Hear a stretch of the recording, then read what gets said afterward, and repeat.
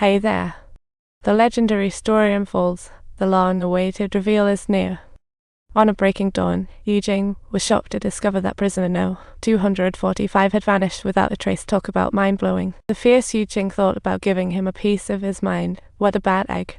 When he stepped into the cell, he found that a missing fugitive had coasted right out of such a secure prison. This news hit like a bolt from the blue, shocking the entire prison scene. Everyone was busy chasing Shad. He started to put two and two together, suspecting Andy and Red were up to something sneaky. But when he tried to pry the truth out of Red, the reply was a blank stare. It's all classified prison talk. Look at your clever head. He must have said something worth mentioning. Honestly, what a little surprise. Oh God, it's an unexpected miracle. The feeling of climbing up was like an autumn breeze, leaving behind a story that reads like a suspenseful drama.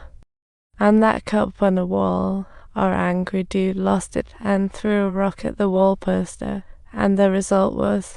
Dude was shocked to find that the wall poster had suddenly made a hole at that moment. What a twist. A sudden escape route appeared, and everyone was like, wait, what just happened? Turns out Andy had broken out ages ago, and this is considered a classic in film history, a must-watch for life. A murder case from 1947 involved a banker named Andy. What a bummer for him. With no solid evidence, Andy landed in a notorious prison, and hilariously, a bunch of prisoners cheered him on. The new prisoner was terrified.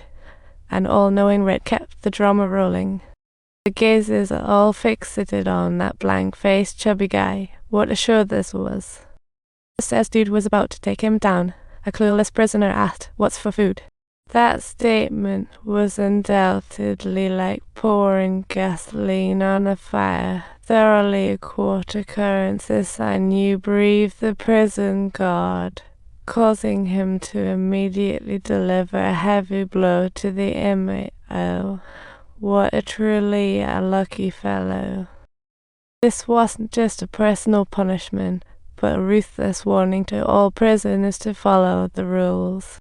The very first night spent in prison was truly an agonizing experience, with everyone's mind overwhelmed by deep regret, helplessly anticipating a miracle to suddenly appear.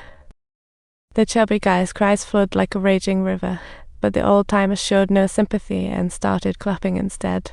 The ruckus caught the attention of the prison captain, and suddenly, the place was silent, except for the chubby dude who was still on the edge.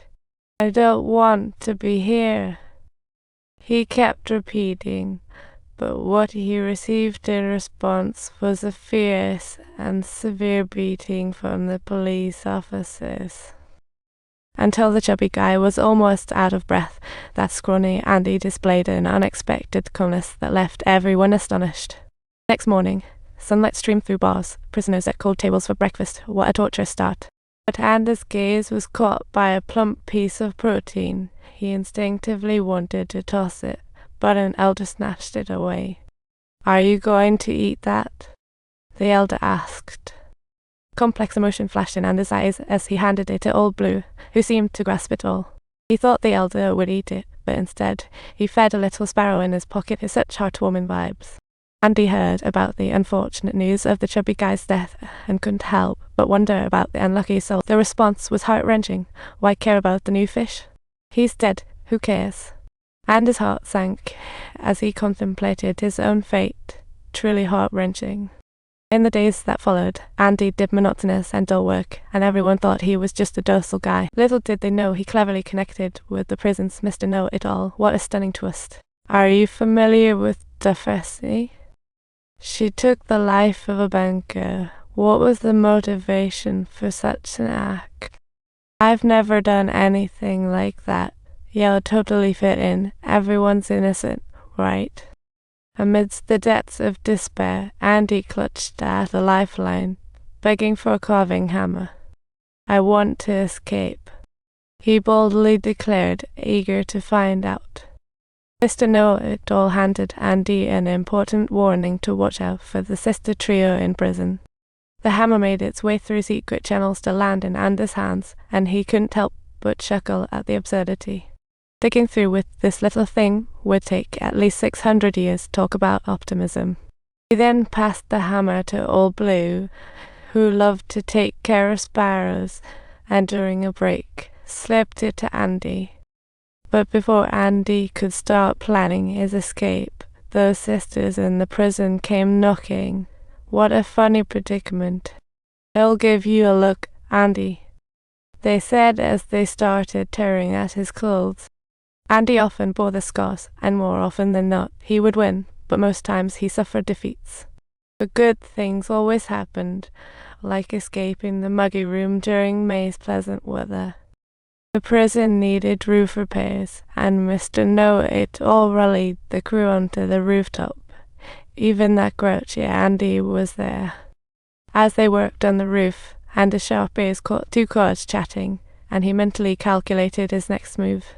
"I'm really worried about the insurance payout for my missing brother," one of the guards frowned deeply. "What they offered is just too little. It's so frustrating," Andy thought to himself. After some thought, Andy's grand plan began to take shape. A glimmer of hope sparkled in his eyes as if fate were quietly shifting at that very moment. That's all for this video. Don't forget to subscribe to my channel.